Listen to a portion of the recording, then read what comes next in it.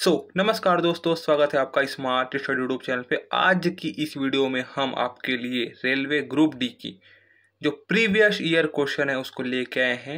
इससे आपके आराम से 2 से 3 नंबर कंफर्म हो जाएंगे, क्योंकि ये क्वेश्चन आपके एग्जाम में बार बार पूछे गए क्वेश्चन है। ठीक है, तो शुरू करते हैं बिना किसी देरी के। क्वेश्चन को अटेम्प्ट कीजिएगा। अगर आप किसी भी एग्जाम की तैयारी करें जिसमें आपका जीके जीएस आता है, तो उसके लिए आपको ये काफी हेल्पफुल होगा।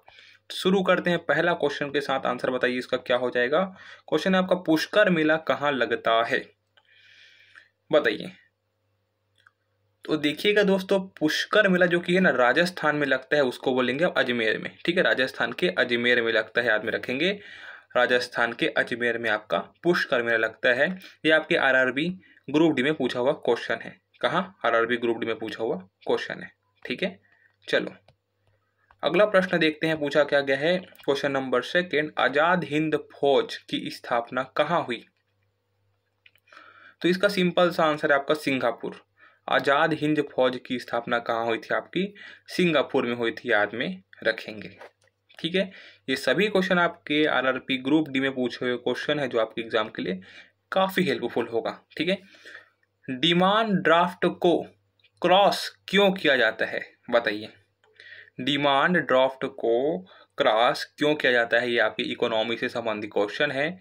इसका सिंपल सा आंसर आपका भुगतान बैंक खाते के द्वारा ही किया जा सके, इसलिए किया जाता है। ठीक है, तो आंसर नंबर जो कि ए है, इसका राइट आंसर हो जाएगा कि डिमांड ड्राफ्ट को क्रॉस हम भुगतान बैंक खाते के द्वारा ही किया जा सके, इसलिए हम करते हैं। ठीक है, चलिए क्वेश्चन नंबर 4 क्या बोलता है, एड्स नहीं फैलता है।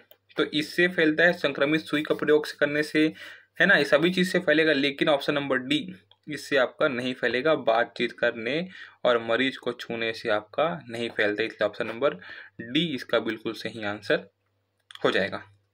ठीक है, अगला प्रश्न क्या बोल रहा है, निम्नलिखित में से किससे ऊन प्राप्त नहीं होता। तो ऊन प्राप्त नहीं होता बोला गया है ना, तो यहाँ पास आप देखेंगे कि इससे ऊन प्राप्त नहीं होता।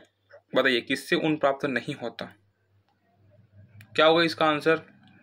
तो यहाँ पास जो सुअर है ना, इससे आपका ऊन प्राप्त नहीं होता है।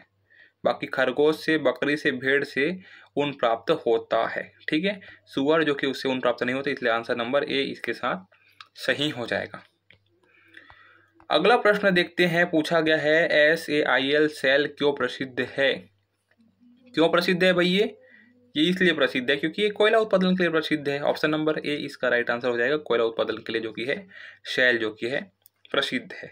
ठीक है, अगला क्वेश्चन पे चलते हैं। OBC का पूर्ण रूप सब बताइए भाई, इसका आंसर क्या होगा।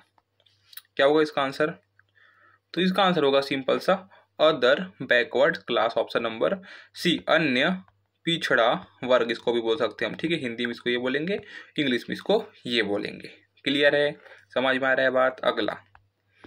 अगला प्रश्न पूछा है, सती प्रथा का सर्वाधिक विरोध किसने किया था। सिंपल सा क्वेश्चन है, आंसर बताइए। तो सती प्रथा का जो विरोध किया था ना, वो किया था आपका राजा राम मोहन राय ने किया था। ठीक है, इन्होंने जो किया सती प्रथा का विरोध किया था, याद में रखेंगे। ठीक है, चलिए अगला क्वेश्चन है, अंतिम मुगल शासक कौन था। क्वेश्चन नंबर 9 क्या पूछा है, सबसे अंतिम। तो इसको हम कैसे याद रखते हैं पता है आपको? भाजसा से। किस याद रखते हैं हम? भाजसा से। ये देखिए, तो यहाँ पास अंतिम में क्या आ रहा है आपका ए, और ए से आप क्या याद रखेंगे? औरंगजेब। ऑप्शन नंबर बी जो कि इसका राइट आंसर हो जाएगा, औरंगजेब। ठीक है, अगला क्वेश्चन नंबर 10 क्या पूछा है, गोधरा कांड किस लिए प्रसिद्ध है। ये पूछा है आपका। क्या? गोधरा कांड किस लिए प्रसिद्ध है आपका पूछा है। याद में रखेंगे गोधरा कांड जो कि ऑप्शन नंबर बी, रेलगाड़ी में लोगों को जलाए जाने के कारण। इसमें रेलगाड़ी में लोगों को जलाया गया था, इसलिए ये कांड प्रसिद्ध है आपका, गोधरा कांड। ठीक है, क्लियर है यहाँ तक आपको। चलिए अगला क्वेश्चन क्या पूछा है, महाराष्ट्र। क्या पूछा गया है, महाराष्ट्र जिले का लातूर पिछले दशक चर्चा में क्यों आया। क्यों आया भाई, ये बताओ इसका आंसर। तो देखिए, ये चर्चा में क्यों आया था पता है आपको? भूकंप के कारण आया था। किसके कारण आया था? भूकंप के कारण। ऑप्शन नंबर ए, भूकंप के कारण आया था लातूर में। ठीक है, चलिए अगला क्वेश्चन क्या है, श्वेत क्रांति। क्या पूछा गया है, श्वेत क्रांति किससे संबंधित है। ये सबको पता है यार, सबको, कि दूध से संबंधित है। किससे संबंधित है? आपके दूध से, श्वेत क्रांति संबंधित है। ठीक, ऑप्शन नंबर ए इसका राइट आंसर हो जाएगा। अगला क्वेश्चन पे चले। अगला क्वेश्चन पूछा गया है भारत, क्या पूछा गया है? भारत में हरित क्रांति के जनक कौन थे? इंपॉर्टेंट क्वेश्चन है, मोस्ट इंपॉर्टेंट क्वेश्चन लगाएंगे इसको, है ना, आपके एग्जाम के लिए। बताइए, भारत में हरित क्रांति के जनक के रूप में हम किनको जानते हैं? तो वो है आपका एम.एस. नाथन को। ऑप्शन नंबर ए इसका राइट आंसर हो जाएगा। क्वेश्चन नंबर 14 क्या बोलता है कि सार्स क्या है? बताइए, सार्स क्या है, ये मुझे बताइए। तो याद रखेंगे, सार्स जो कि है ना, वो आपके विषाणु द्वारा फैलने वाला एक क्या है? बीमारी है। इसलिए ऑप्शन नंबर ए इसका क्या हो जाएगा? राइट आंसर हो जाएगा। ठीक है, क्लियर है यहाँ तक? चलिए अगला प्रश्न, क्वेश्चन नंबर 15 क्या पूछा है? मंडल कमीशन किस प्रधानमंत्री के कार्यकाल में लागू हुआ? Important question. ठीक है, याद रखेंगे, मंडल कमीशन जो कि है वो वीपी सिंह के कार्यकाल में लागू हुआ। ऑप्शन नंबर सी इसका राइट आंसर हो जाएगा। ठीक है दोस्तों, अगर आप रेलवे ग्रुप डी की तैयारी कर रहे हो तो जितना भी मैं वीडियो डाल रहा हूँ उसको देख लेना। ये सभी प्रीवियस ईयर क्वेश्चन है जो आपके पिछले जो रेलवे ग्रुप डी के एग्जाम हुए हैं उसमें पूछे गए हैं। उन्हीं के जो शिफ्ट हैं, उन्हीं के क्वेश्चन को मैं उठाकर आपको यहाँ पास करा रहा हूँ, तो पूरा देख लेना, बहुत ज़्यादा हेल्पफुल होगा आपके लिए ये वीडियो। ठीक है, अगला क्वेश्चन है क्वेश्चन नंबर 16। क्या पूछा गया है यहाँ पास कि निम्नलिखित में से किस राज्य की सीमा समुद्र तल को नहीं छूती? तो देखिए, यहाँ पास गुजरात की छूती है, आपकी तमिलनाडु की भी छूती है, मुंबई की भी छूती है, लेकिन पंजाब की नहीं छूती। इसलिए इसका आंसर पंजाब बिल्कुल सही हो जाएगा। ऑप्शन नंबर डी इसका राइट आंसर हो जाएगा। ठीक है भैया, चलिए अगला क्वेश्चन क्या पूछा गया यहाँ पास? क्वेश्चन नंबर 17 है, क्षेत्रफल की दृष्टि से भारत का स्थान कितना है? इंपॉर्टेंट है, बताइए क्या होगा ये, है ना, क्या होगा ये? क्षेत्रफल की दृष्टि से भारत की स्थान है आपका 7वां नंबर पे। पहला कौन है आपका? रूस। क्या है आपका पहला? रूस, याद में रखेंगे।